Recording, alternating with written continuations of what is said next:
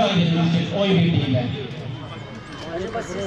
Ersin Etiz, İkram Ekinci, Ahmet Öcal, Muhammed Işık, Mehmet Şahin, Seyfullah Yılmaz, Ercan Çelik. Bekir Haydar Akyüz, İdris Korkulu, Hüseyin Genç, Mehmet Emin Akkılıç. İl Disiplin Kurulu asil üyeliği. Sandık Kurulu asil üyeliklerine Selman Narin, Emre Aytış, Hüseyin Memiş. Yedek üyeliklere ise Muhammed Sait Zengin, Hüseyin Veli Şahin teklif edilmiştir. Sunuyorum. Kabul edenler, kabul etmeyenler oy birliğiyle kabul edilmiştir. Bizleri 3. Kongreye ulaştıran Allah'a hamdolsun. İstanbul'un aziz olarak anılmasına vesile olan Eyüp Sultan Hazretlerinin Sultanı Hazreti Peygamberimize selat ve selam olsun. Değerli divan, sayın davetliler, basın mensupları, muhterem hazirun, hanımlar, beyler ve sevgili gençler. Hepinizi hürmetle, muhabbetle selamlıyorum. Hoş geldiniz, sefalar getirdiniz.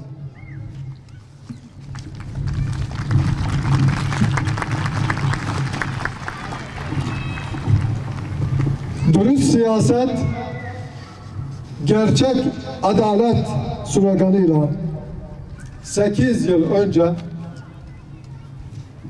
çıktığımız bu yolda her alanda insanı merkeze alan ve adaleti önceleyen duruşumuzla yine önce insan, öncelik, adalet diyerek bugünlere geldik. Medeniyetimizin sağlam kalelerinden biri de inancımızdan kaynaklanan kardeşlik bağının varlığıdır. Bu bağ sayesinde rengi, dili, ırkı, mezhebi ve meşrebi ne olursa olsun yüzlerce yıl aynı coğrafyada kardeşler olarak huzur içerisinde bir arada yaşamışız. Kültürel emperyalizmin ülkeleri bölmek ve parçalamak üzere uyguladıkları yöntemleri sayesinde yavaş yavaş bu kardeşlik bağını koparmak üzereyiz. Irkçı söylemler ve yöntemler son zamanlarda artmaktadır. Bir bütün olarak İslam toplumuyla baş edemeyenler ümmeti bölerek mücadele etme yolunu seçtiler. Güya vatanseverlik, milliyetperverlik adı altında ülke insanının bir bölümünü diğerine düşman kıldılar. Böylece bölüp parçaladıkları toplumları küçük küçük lokmalar halinde düşmana ikram ettiler. Yüzyıllarca kardeşçe yaşayan topluluklar bir anda ekilen nifak tohumları nedeniyle birbirlerine düşman oluverdiler. Birliğimiz gitti, düzenimiz bozuldu, kuvvetimiz dağıldı, huzurumuz kaçıldı bu nedenle. Bu ülkede yaşayan Türkler, Kürtler, Araplar ve diğer kavimler yüzyıllarca kardeşçe yaşadılar ve yaşamaktadırlar. Halkları bir arada tutan inanç birliği yerine İslam'a düşmanlık şeklinde uygulanan laiklik ve Türk milliyetçiliğine dönüldüğünden beri bu ülke rahat yüzü görmedi. Vatandaşların bir kısmı diğerine düşman olarak gösterildi. Ülkenin kaynakları heder edildi. Yüz binlerce insanı kaybettik. Red ve inkar siyasetinin bir tsunami gibi ülkeyi felaketlere sürüklediği görülmesine rağmen bu anlayış terk edilmemektedir.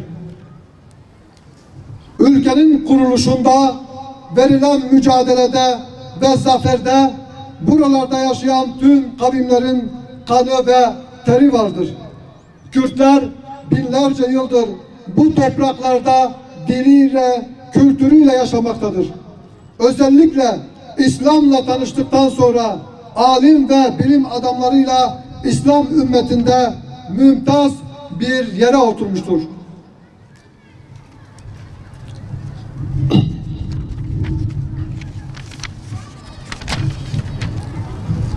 İnsanların ana dilleriyle konuşması, eğitim alması, kendisini ifade etmesi temel insan haklarının başından gelir. Onlarca yıldır bu ülkenin 1/4'inin konuştuğu lisanı bilinmeyen dil olarak tanımlanmakta, kendisi yok sayılmaktadır.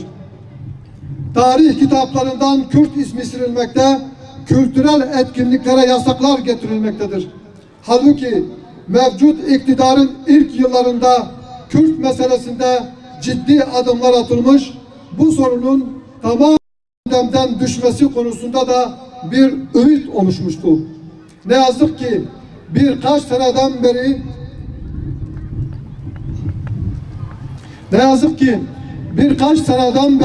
Kürt meselesinde yeniden inkarcı, yasaklayıcı günlere geri dönme izlenimi verilmektedir. Gelinen aşamadan sonra eski yasakçı ve inkarcı söylem ve yöntemlere dönülmesi ülkeyi daha büyük kaosa sürükleyecektir. Çözüm süreci denilen günlerde en temel insan haklarının silahlı örgütlerle müzakere masasına yatırılmasının yanlış olduğunu, temel insan haklarının hiçbir şarta bağlanmadan mutlaka verilmesi gerektiğini ısrarla dile getirdik. Temel insan hakları silahlı örgütlerle pazarlık konusu yapılırsa silahlı propagandayı meşru hale getirir. Silahlı örgütlerle ancak silahlarını bırakmayı konuşursunuz. Bir halkın en temel haklarını örgütlerle masaya yatırırsanız onları tüm halkın temsilcisi yapmış olursunuz. Ve onların ben haklarınızı silahlı mücadele ile aldığım propagandasını yapmasına fırsat verirsiniz. Neticede Kürt halkının kabul edeceği hiçbir ideolojisi ve kutsalı olmayan, tek yaşam kaynağı silah olan örgüt tinetini gösterdi. Bu arada 6-8 Ekim olayları, Çukur olayları ve bombalamaları yaşadık. Bu tecrübenin ülkeye ve millete bedeli çok ağır oldu.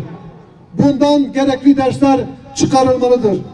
40 yıldır silahlı bir çete ülkede yaşayan Kürtlere sizin insani ve kültürel haklarınızı silahla alacağız demektedir. Bu konuda yapılan iyileştirmeleri de silahlı mücadele ile elde ettikleri dile getirmektedirler. Bu iddia doğru değilse şimdi tam zamanıdır. Bir müddettir ülkede nispi bir sükunet ortamı var. Bugün Kürtlerin temel hakları konusunda atılacak bir adımı hiç kimse silahlı çetelerin başarısı olarak gösteremez.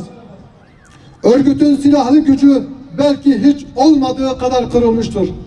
Şimdi atılacak bir adım ülkeye huzuru ve kardeşliği getirecektir. Vatandaşların hayal kurduğu, rüya gördüğü diliyle eğitim alması en tabii insan haklarındandır. Çok dillilik dünyanın hiçbir yerinde ayrıştırıcı etki yapmamıştır. Anayasada vatandaşlık tanımında yapılacak bir değişiklik sorunu büyük oranda çözecektir. Ülkede yaşayan herkesi Türk sayan anlayışı kaldırıp hangi kavimden olursa olsun kendisini bulacağı bir vatandaşlık tanımının getirilmesiyle bu işe başlanabilir. Çevremizdeki ateş çemberinden kurtulmanın ilk şartı ülke içerisinde ilk barışı ve huzuru sağlamaktır. Bunun inşa edilmesinin yolu tarih ve medeniyetimizden gelen kardeşlik bağlarının yeniden tesis edilmesidir.